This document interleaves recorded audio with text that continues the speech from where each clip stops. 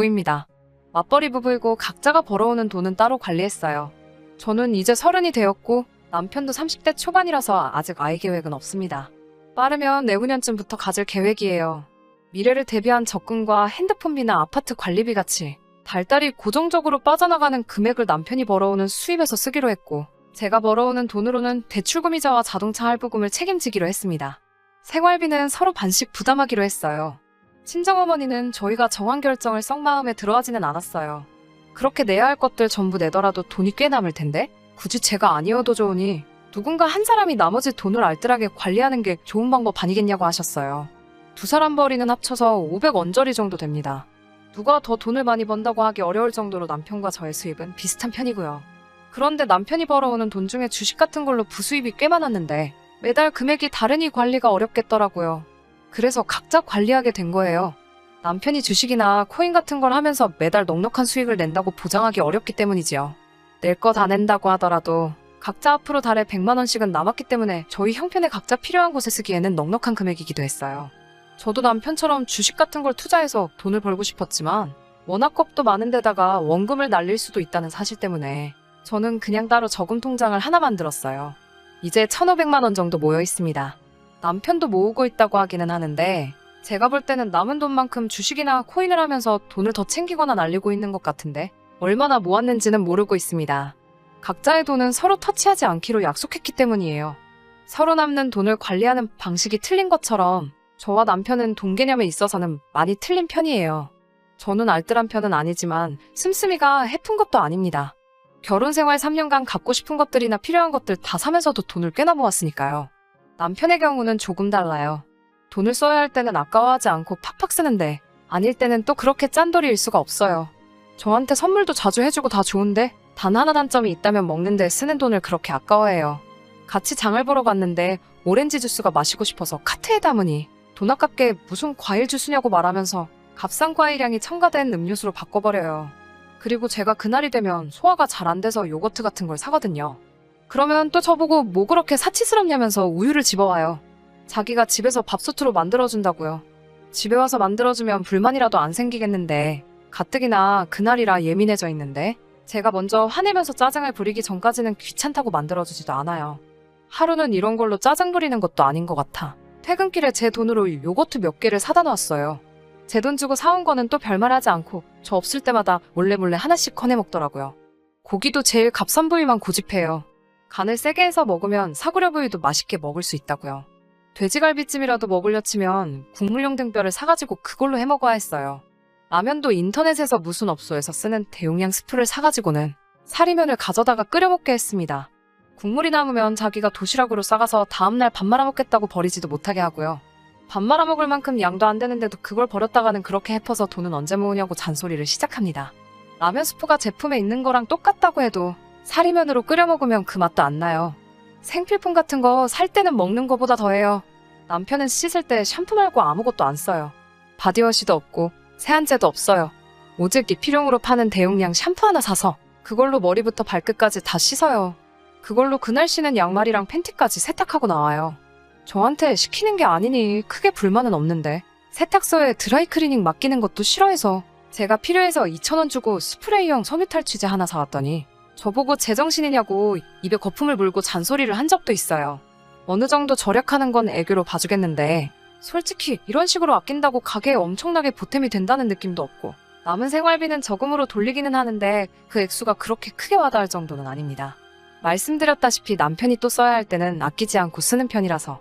그런데 얼마 전에 사건이 터져버리고 만 거예요. 출근할 때 보통 아침에 같이 출발하는데 제가 개인적인 사정이 있어서 반차를 내고 그날은 오후에 출근하게 되었습니다.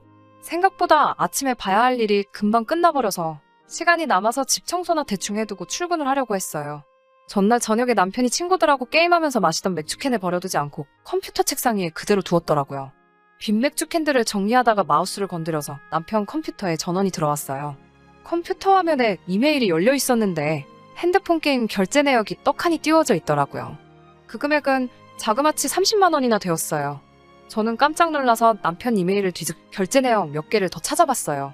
그동안 한 달에 100만 원 가까이 되는 돈을 저 몰래 핸드폰 게임에다가 결제를 하고 있었던 거죠. 그날 저녁에 그걸 가지고 대판 싸웠어요. 과일 주스 사는 것 가지고도 저한테 씀씀이가 해프다고 잔소리를 해대던 사람이 대체 무슨 정신으로 핸드폰 게임에 달달이 100만 원씩을 쓰고 있냐고 한마디 했어요. 남편은 그걸 가지고 각자 돈은 알아서 관리하기로 하지 않았느냐고, 왜 이제 와서 큰 소리냐고 뭐라 하더라고요. 자기가 생활비를 안 준 적이 있냐, 내야 할 돈을 밀린 적이 있냐 하면서요. 그동안 핸드폰 게임 같은데 쓰라고 잔소리 참아가며 나 먹고 싶은 거 못 먹어가면서 아낀 게 아니라고. 나는 그래도 모아놓은 돈이 꽤 되는데 너는 모아놓은 돈이 얼마나 되길래 이런 데다가 돈을 쓰냐고 한마디 했어요. 따로 모아놓은 돈이 있냐는 질문에는 계속 대답을 회피하면서 뭐냐 알겠다. 앞으로는 진짜 절약하며 사는 게 뭔지 보여줄게. 이러면서 되려 저한테 큰 소리를 빵빵 치더라고요. 그날부터 각자 관리하던 개인 계좌는 월말에 서로 어디에 쓰고 얼마가 남았는지 내역을 서로 공개하기로 했어요. 여전히 개인 돈은 각자 관리하며 필요한 데 쓰되 월말에 지출 내역을 서로 공유하면서 반성도 하고 하면서요. 남편이 그동안 모아놓은 돈은 500만 원도 되지 않았어요. 그래도 며칠 뒤에 몇백만 원이나 투자한 게임은 아는 형님에게 팔았대나 뭐래나 하면서 돈 200만 원을 가지고 오더라고요. 여태까지 거기에 퍼부은 돈에 비하면 본전의 반도 못 건지는 금액이기는 했지만 그래도 순식간에 정리하는 모습을 보여주니 저는 이제 남편이 다시 정신 차린 줄 알고 내심 기뻤어요. 그런데 그날 이후로 짠돌이 근성이 더욱 더 심해지더군요. 장 보고 와서는 정리하기 전에 식탁 위에 그날 장 봐왔던 걸 쭉 깔아놓고 냉장고 검사를 시작했어요. 지 도시락 반찬 해주려고 사놓은 비엔나 소세지를 보고는 냉장고에 아직 분홍햄이 반이나 넘게 남았는데 똑같은 걸 또 샀다고 하고, 그 싸구려 분홍햄도 지가 이게 더 싸서 사자고 해놓고서는 맛없다고 먹지도 않아서 반이나 남아있던 건데 말이에요. 그런 식으로 돈 쓰는 걸 가지고 빈정상하게 만드는 게 한두 번이 아니지만 결과적으로는 남편도 착실하게 돈을 모으는 모습을 보여주고 있고 와서 크게 뭐라고 하지 않고 좋은 점만 보려고 했어요. 그런데 남편은 그날 사건을 가지고 아직도 저에게 앙심을 품고 저를 크게 한 방 먹이더라고요. 지난 1월이 친정아버지 생신이셨어요. 원래는 퇴근 후에 남편과 만나 지방에서 올라오신 두 분과 같이 식사를 하기로 했는데 제가 급한 회사 일이 생겨야 야근을 하게 되면서 도무지 시간을 맞출 수 없게 되었어요. 친정부모님이 이 시국에도 저희와 식사 한번 하신다고 가게 문까지 일찍 닫고 지방에서 2시간 걸려 버스 타고 힘들게 올라오신지라 그냥 돌아가라고 하기도 뭐해서 남편에게 미안한데 혼자서 두 분 식사 좀 대접해달라고 부탁을 하게 되었어요. 남편과 식사를 끝내고 집으로 돌아가시던 어머니한테 전화가 왔습니다. 회사 일 때문에 못 가서 미안하다고 다시 한번 사과드리고 박서방이 뭐 맛있는 거 사줬어? 하고 물어봤어요. 응, 덕분에 잘 먹었다. 하고 대답은 하셨는데 시큰둥하게 대답하시길래 낌새가 이상해서 뭘 드셨냐고 물어봤어요. 터미널까지 마중 나가서는 어디 좋은 데 가지도 않고 터미널 근처에 있는 중국집에서 짜장면 한 그릇씩 사줬다고 하네요. 다른 날도 아니고 지장인어른 생신에 말이죠. 퇴근하고 집에 돌아오니 남편은 저 돌아온지도 모르고 컴퓨터 화면만 뚫어져라 쳐다보고 있더라고요. 너무 화가 나서 그 자리에서 뒤통수를 한 대 쳐버렸어요. 이게 뭐하는 짓이냐고 화를 내더군요. 저도 화가 가시지 않아서 대체 무슨 생각으로 장인어른 생신날에 짜장면을 사줄 수가 있냐고 한마디 했어요. 남편은 뭘 그렇게 잘했는지 오히려 저한테 큰 소리를 치면서 장인 장모님 평소에도 고기는 질리도록 보지 않느냐고, 그리고 쓸데없는데 돈 쓰지 말라고 한 사람이 누군데 이제 와서 또 큰 소리냐고 저한테 뭐라 하더라고요. 저희 부모님이 정육점을 하고 계시거든요. 정육점을 하시는 게 고기를 파는 거지 매일같이 드시는 게 아닌데, 남편은 말도 안 되는 논리로 자기가 고기가 질리셨을 두 분을 위해 배려한 거라고 소리를 버럭버럭 지르고 있으니 정말 꼴보기가 싫더라고요. 평소에 양가 부모님 생신 때 자주 외식을 하면서도 지 부모님한테도 도무지 돈 쓰기를 아까워하는 건 알고 있었지만 이 정도로 형편없이 대접하지는 않았거든요. 말 그대로 그때 그 사건 이후로 저 한번 어떻게 먹이려고 작정을 하고 있었던 거예요.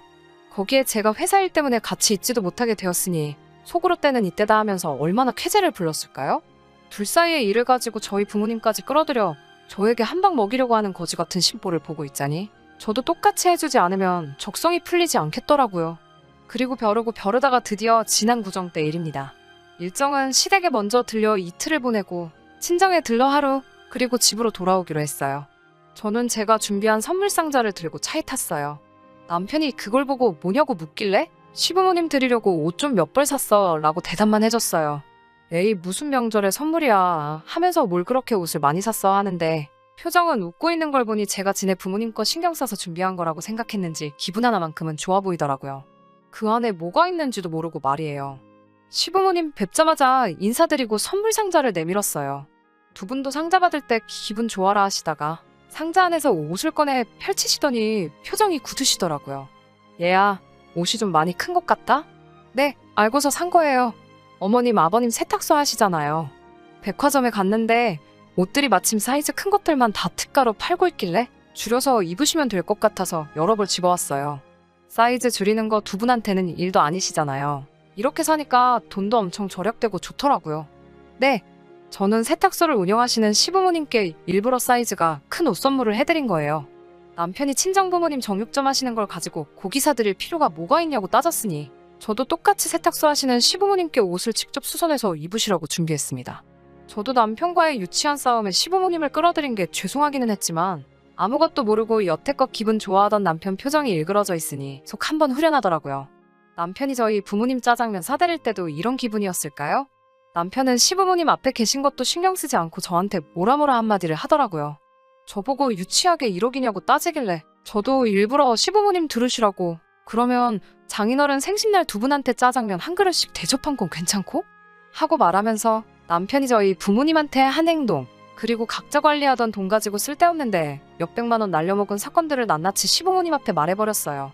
싸우면서 자동으로 자초지종을 들으시니 시부모님께서도 제가 무슨 뜻으로 이런 걸 준비했는지 한 번에 이해하시고는 남편을 나무라시더라고요. 제 편을 들어주시는 것까지는 기대도 한 적이 없는데 그동안 제가 남편 때문에 마음고생한 걸 이해해주시는 것 같아서 눈물이 훌쩍훌쩍 났어요. 결혼 전부터 짠돌이였던 남편인 걸 알고 계셨던 시부모님은 그런 모습 때문에 남편이 돈 관리를 직접 하는 부분에 대해서 터치를 하신 적이 없다고 하셨어요. 그런데 이번 사건을 계기로 두 분께서도 잘못 생각하셨다며 앞으로 돈 관리는 제가 전적으로 맡아서 하라며 경제권을 저한테 넘겨주셨습니다. 남편 머리로 생활 전반에 관련된 모든 지출을 하고 거기서 남은 돈과 제가 버는 돈은 그대로 제가 관리하고 남편은 저한테 용돈을 타서 쓰는 식으로요. 그리고 시부모님께 드리려고 사온 옷들은 전부 고스란히 챙겨와서 환불받았습니다. 그리고 진짜로 준비한 용돈 봉투 건네드리며 둘 사이의 문제를 시부모님한테까지 끌고 와서 죄송하다고 사과도 드렸어요. 친정에 도착해서도 남편은 그날 짜장면 사건에 대해 자초지종을 직접 설명하고 저희 부모님께 사과도 드렸고 그날 저녁 식사만큼은 남편 돈으로 생일상 못지않게 거하게 외식하고 돌아왔습니다.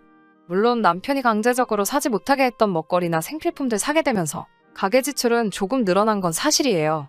그래도 제가 전반적으로 지출 관리를 하고 있으니 그만큼 저금하게 되는 액수도 늘어날 것 같습니다.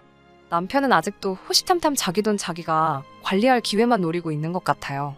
용돈은 넉넉하게 주고 있습니다.